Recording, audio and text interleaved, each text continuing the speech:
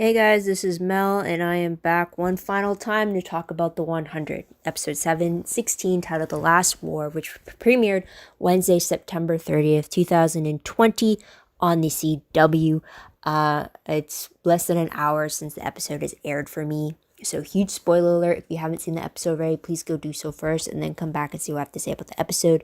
My other video reminders are up on screen, so take a moment to remind yourselves of those.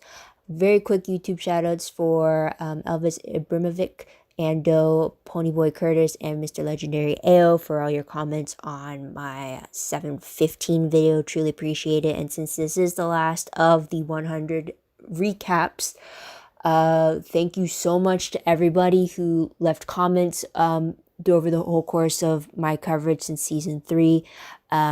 Thank you for just taking the time to listen to my videos and my interpretations of the episodes. It truly means a lot to me. It's definitely been a whirlwind of a ride with this show, more so in the last few weeks because of 713, as you know. But it has come to the point of where it's not only the season finale we're talking about the series finale, which just so happens to be the 100th episode. I mean, I don't think there's ever going to be a coincidence where a show called The 100 ends its final episode on the 100th episode itself. Like, that's very too coincidental. But it fits, right? It's fitting. So I won't do a timer today just because it's momentous occasion on all fronts with this episode, but we'll see what comes to mind. I will do the same format as usual, but when it comes to timing, I really don't know. Well, let's see. But start off right off the bat, timeline wise for this episode, it pretty much continues where 715 left off. We're really going into the thick of it for everything. Episode reminder is pretty much proving humanity is worthy to transcend to the next level, if it were. The episode objective, though, is stopping Cadigan from invoking this last war, which he is proven wrong by it being an actual test. But even though things don't go according to plan, I will say that. But episode breakdown, if you will, it's kind of a mix mash of things, I will say. But first one being stopping Cadigan, second one being stopping the last war, and the third one is saving Amore. You can kind of put saving Amore up as the first, depending on how you want to order this. But there's that. Also, another thing though is this episode actually doesn't have an opening sequence or a teaser. It cuts straight into the title card and then it goes right into the episode in itself. So where you would normally shift your commercials differs as you're watching it, because there was at one point where the final commercial of the show was like 5 minutes before the episode was meant to air or something, and then it comes with that last sequence of events that happened, which I know as of right now it's actually posted already on YouTube, even though the West Coast hasn't seen the episode yet, which, yeah, sorry to all you West Coasters who haven't seen it. Avoid the internet. Pretty much that's something I've learned to do when it comes to new episode nights if I haven't seen it when it first airs. So anyways, getting right into the storyline breakdown. So first off with stopping Cadigan pretty much they find out that they're too late and he has initiated the code and he has entered into the white portal. So we see Cadigan starting the test, only to be stopped by Clark killing him, but that doesn't stop the test. Once it has been started, they have to finish it to completion. So Clark is stuck continuing this test, and she fails it. And this leads to the judging of the fact that humanity, or the human race, will now be extinct instead of transcending. It's like very huge extremes where it's like, as Levitt puts it, today is the day where either we all transcend or we are all going to be going extinct, kind of a thing. So it's like there's no middle ground at this point.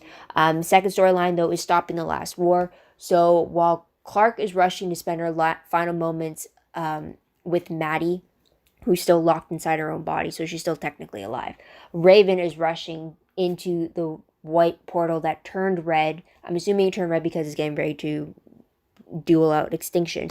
But Raven is now dealing with this judging entity and is now trying to convince them that humanity just needs more time, that they are capable of change, that they're capable of leaving violence behind them, even though the entity's saying, like, no, you're not. You're about to go on the brink of war. So while this is happening, Octavia is trying to rush to stop this last war.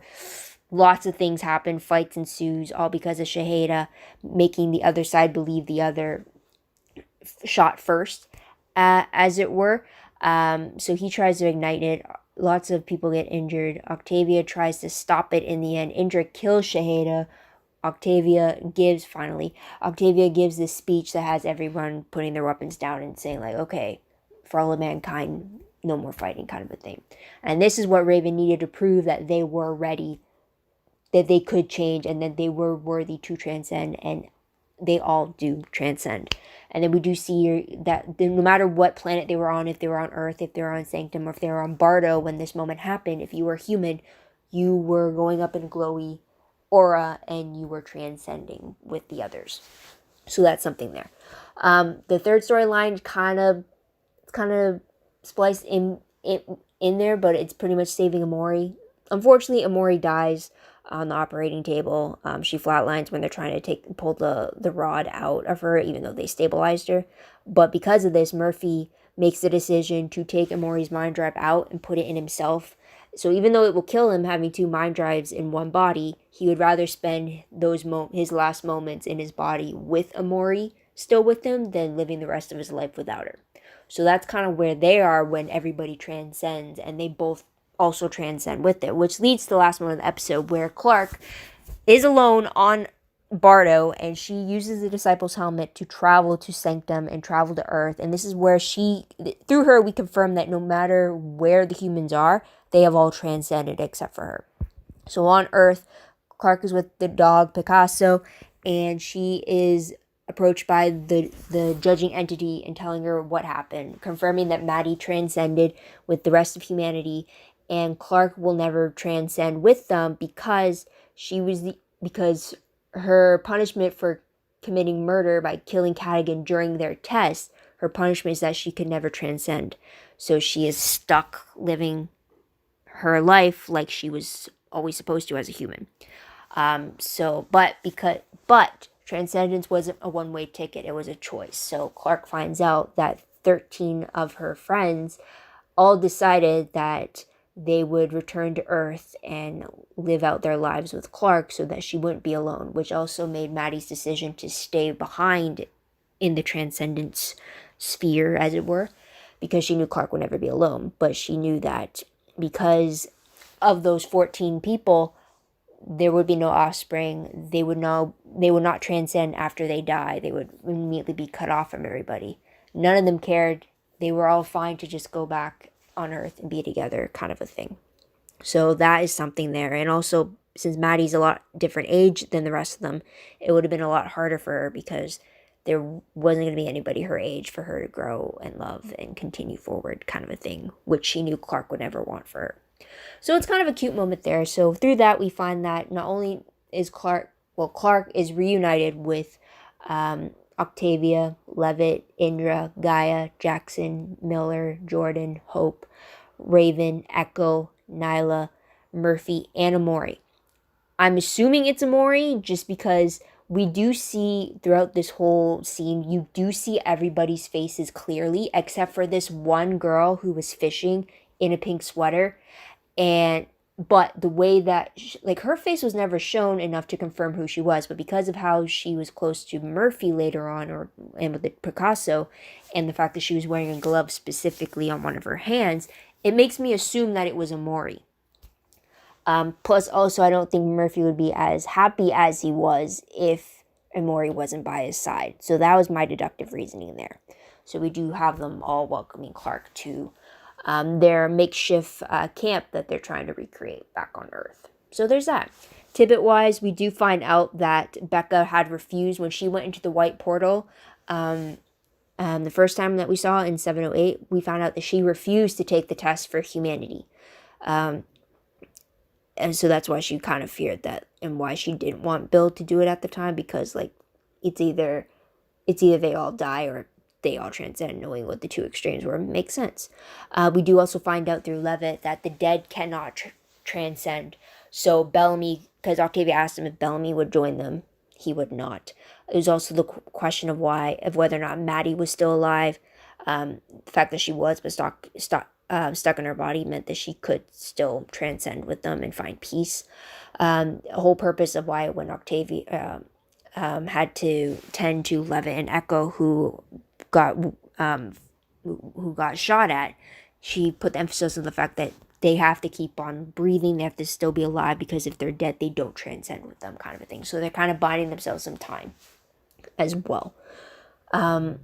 Also, there is the debate about Amore, since she technically died where she was still alive with the mind drive.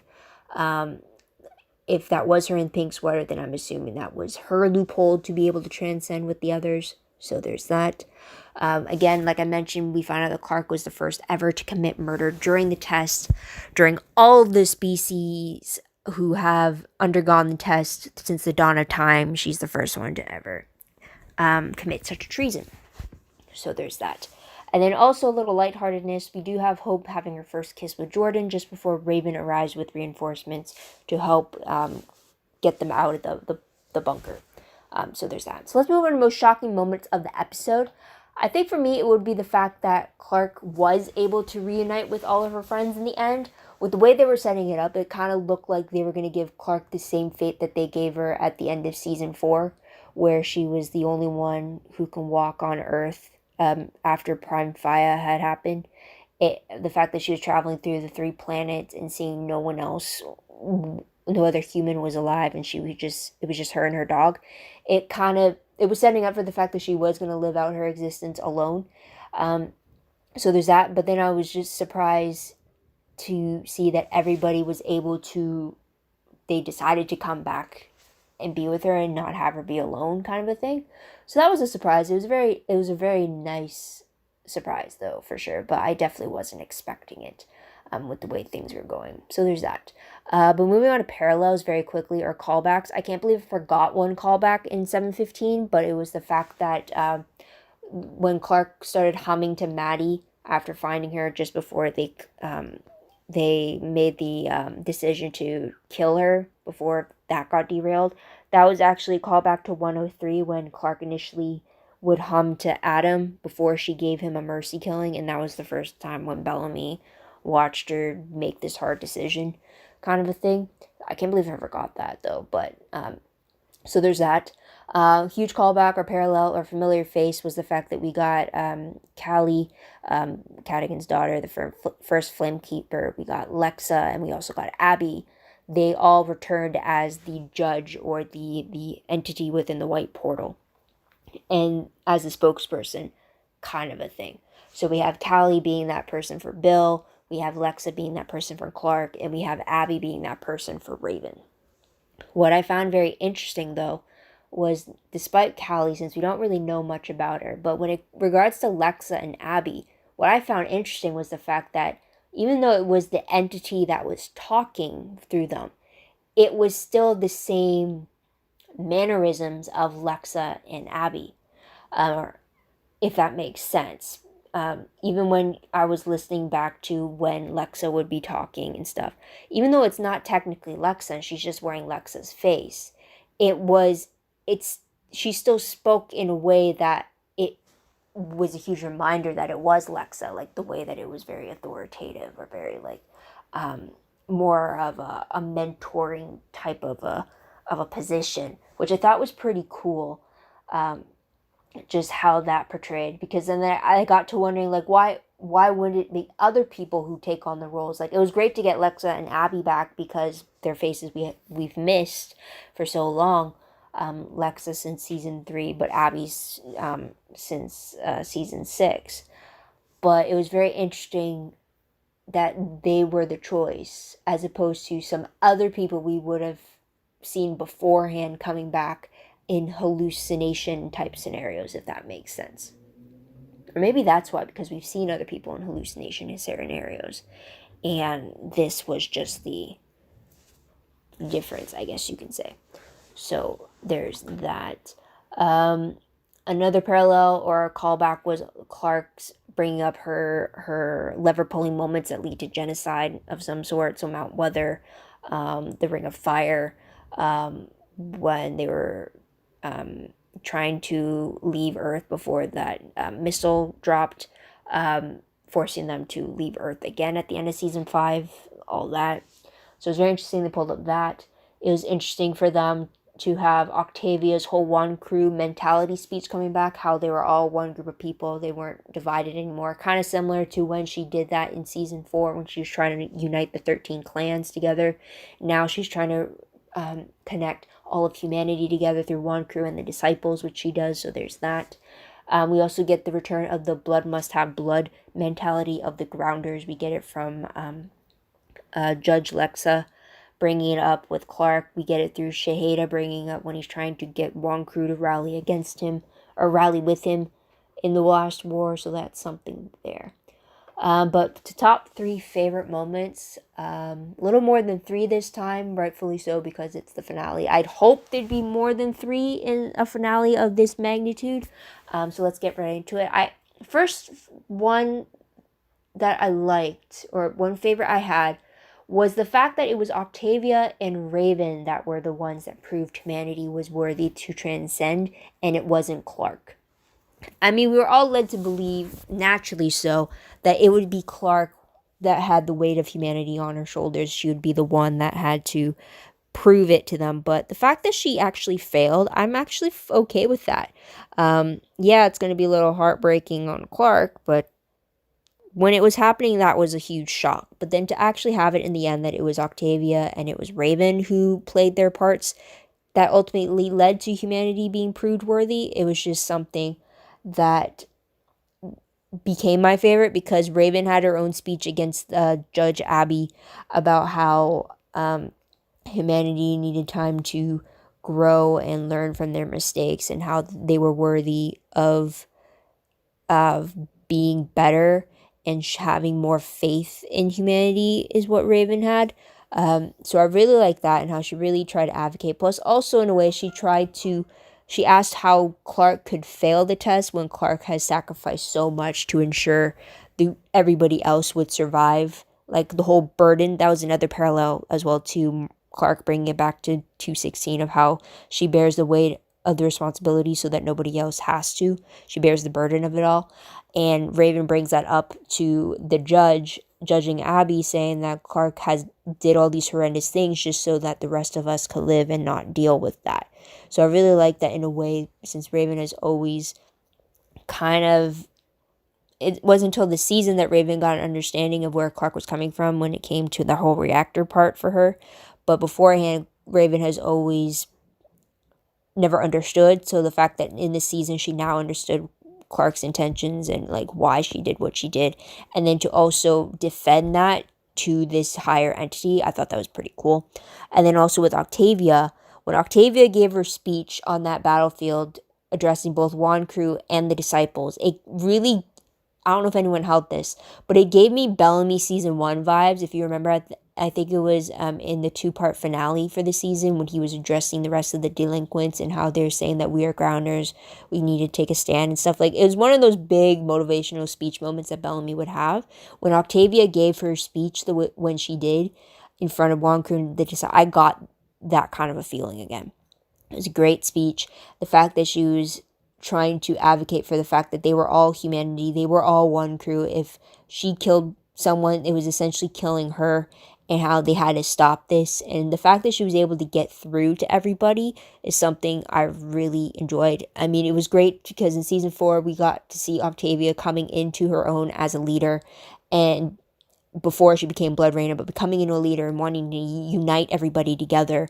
And then we saw her lose herself in that leadership, and it was just great to see in this moment she regains the power she has as a leader, and she was able to get people to understand what she needed them to understand in order to save them all. So I really love that speech, and it was just a huge shining moment for Octavia as well.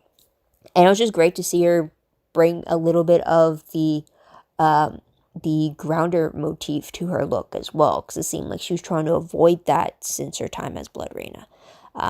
So that was something there. Another favorite I did have was the fact that we do see Lexa and Abby returning as the entity. I did mention it beforehand about how it was very cool to see their own specific personalities kind of fitting with the entity. I mean, it was kind of like, in a way, it kind of reminds me of like the shadow entity on Supernatural, where they would take the form of either of yourself or someone else, and speak through them, like be the conduit there.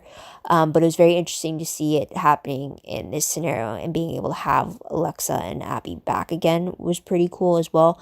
I kind of wish, on the one hand, I kind of wish that we got to see more familiar faces, but then on the one hand, if we got more familiar faces, that would also mean less screen time for, though, like we got a lot of screen time with Lexa, but if we had different people coming in, that would have meant less screen time with Lexa, so I'm good with what we got.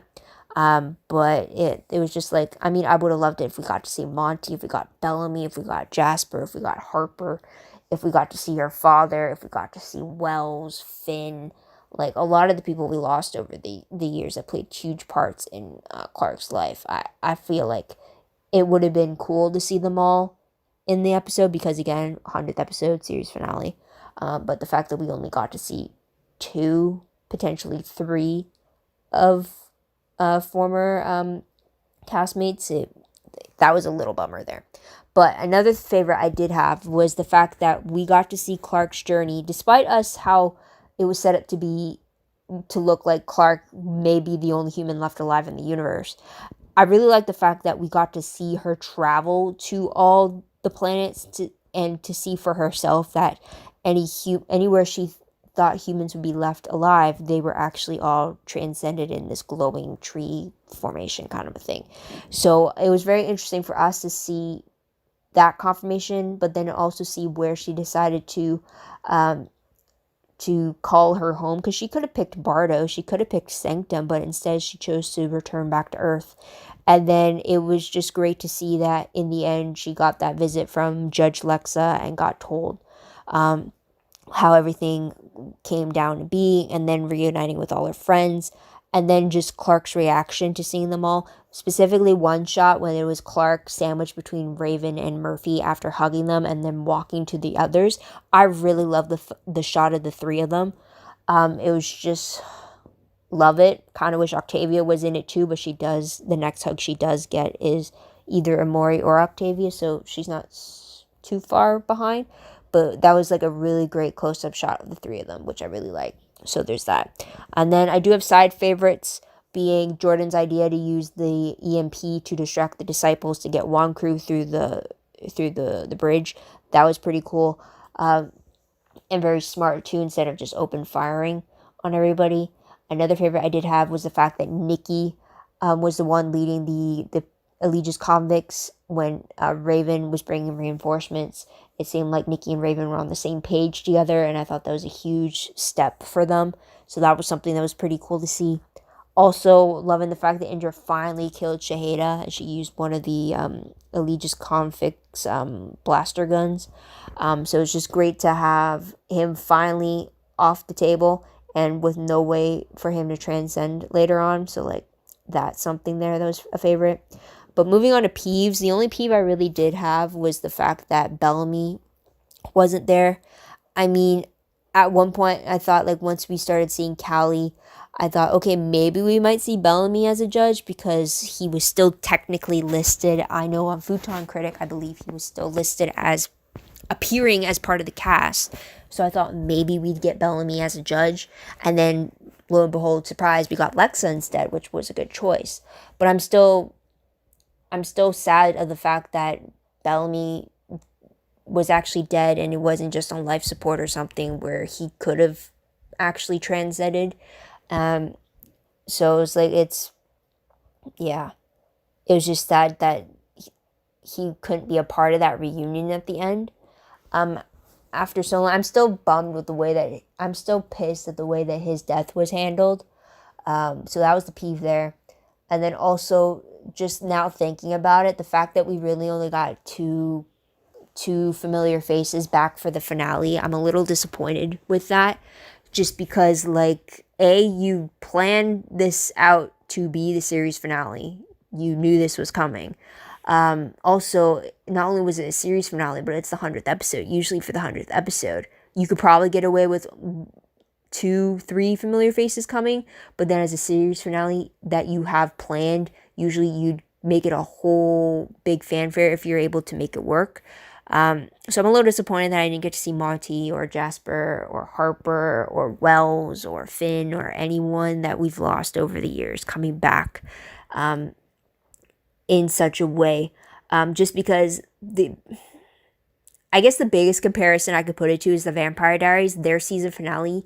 They had at least 10 familiar faces coming back in the finale alone.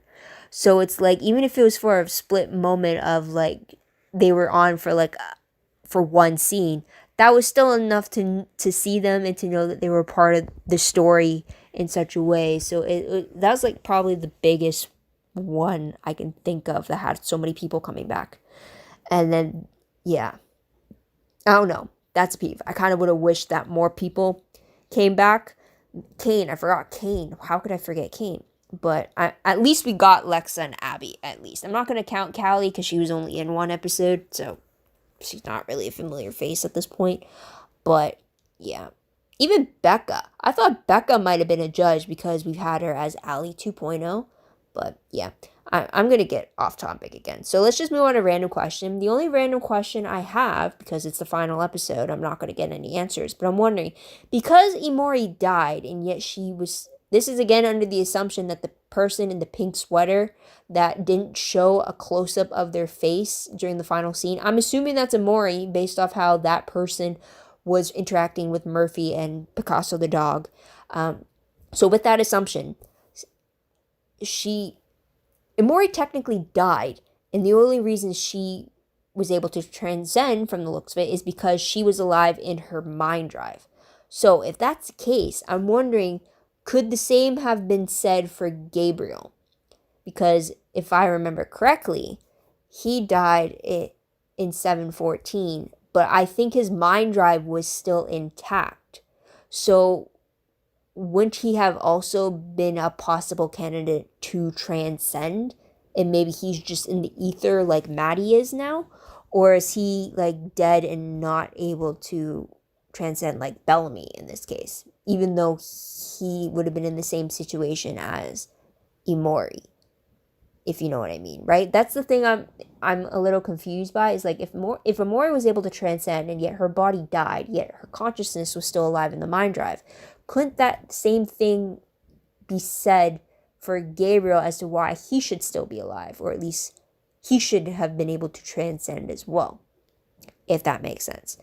But otherwise, that is pretty much it, guys. But I don't have any other random questions right now. Let's go on to predictions. Not really predictions, but I guess news in a sense, because since it is the final episode of the show, the only news I can say is about the prequel in itself. Now, I haven't found any news from the CW whether or not the prequel got picked up or not. The spin-off prequel got picked up or not. Naturally so, because with the pandemic happening, a lot of decisions are being put on hold. But there was news, though, in the fact that Leo Howard, who plays August in the Backdoor Pilot, that musician that was part of the original Tree Crew activist group, Leo Howard is actually promoted to be a series regular on Legacies, where he plays Ethan.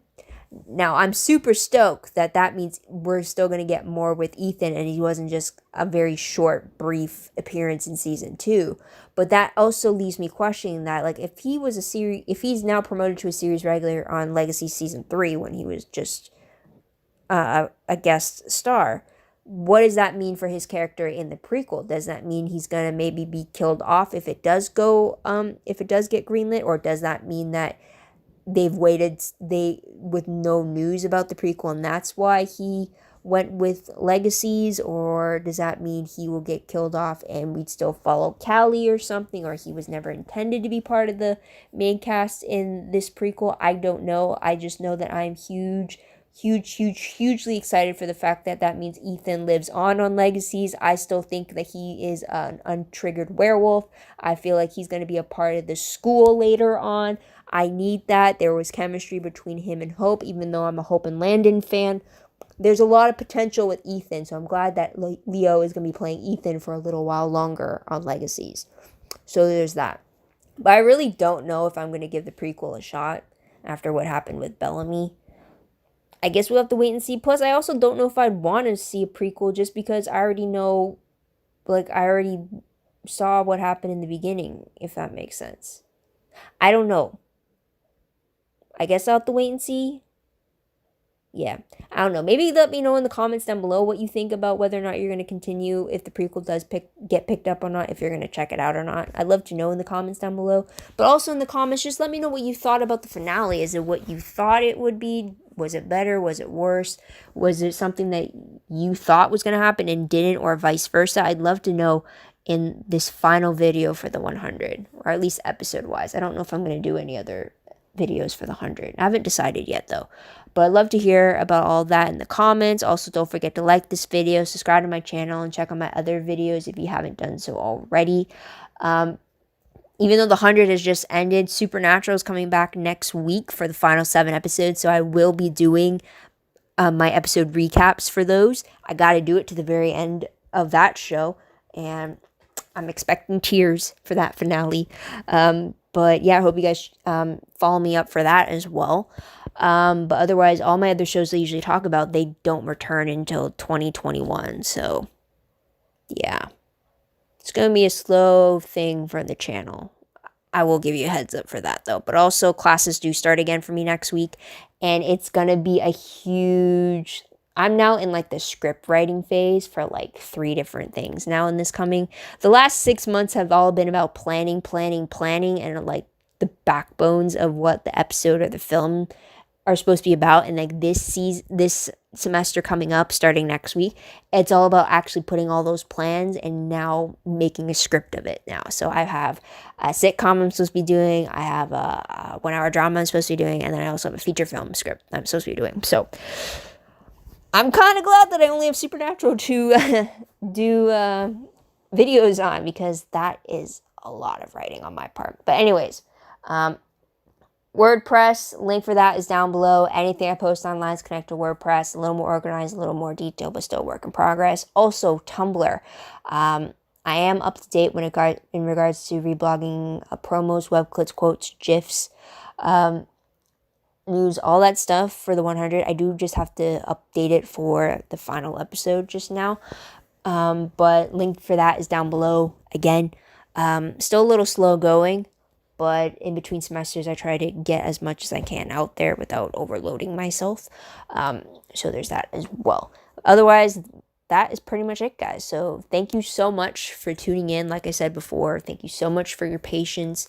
I hope you do come back and see my other videos. My newest video that I did is for the Netflix series Julie and the Phantoms. If you want, after the depressing route that 100 has taken us over the seasons and all the dramatics, if you want to upbeat and just like something to just bop your head to and just like get drowned in the fluffiness of it, Julie and the Phantoms is definitely something I would recommend. It just lightens up your day, and it does have its emotional moments, which I wasn't expecting, but it's huge performance value, really catchy beats. And so yeah, I did a video about it that ranked the songs in the first season. So I'll put a linking card up below, which I'm just starting to get used to using now, if you want to check that out. But I might do another video just reviewing the whole season, maybe. I don't know. I got a few more days left before I have to go back to class. But we'll see. But otherwise, again, guys, thank you so much for tuning in. I hope you do come back. Subscribe to this channel if you want to keep up with what I do. It's not a set schedule anymore. Or the notification bell if that helps you a lot better. But for one last time, for the 100, or at least episode-wise, this is Mel. Wish you a great day, great week wherever you are. Please be safe during this pandemic, and have a good day. Bye, guys.